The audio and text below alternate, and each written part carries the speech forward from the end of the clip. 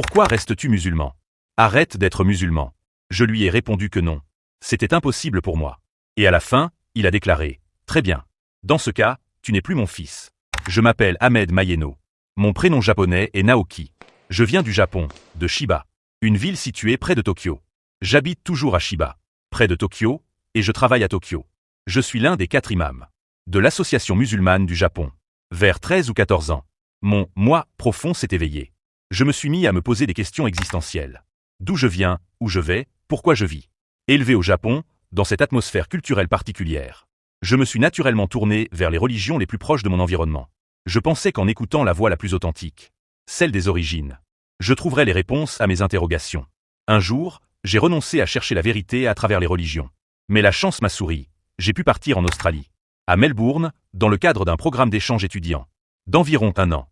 Là-bas, j'ai fait la connaissance d'une famille égyptienne. Ils m'ont accueilli avec une grande gentillesse. Et en discutant avec eux, ma vision négative de l'islam s'est peu à peu effacée. Quand avez-vous été véritablement convaincu par l'islam? Même après avoir été convaincu, je ressentais encore beaucoup d'angoisse et de crainte pour mon avenir. J'avais longtemps regardé l'islam avec méfiance. Je savais que franchir le dernier pas, entrer pleinement dans le monde musulman, me ferait apparaître bizarre aux yeux de la société japonaise. C'était la dernière barrière qui me retenait.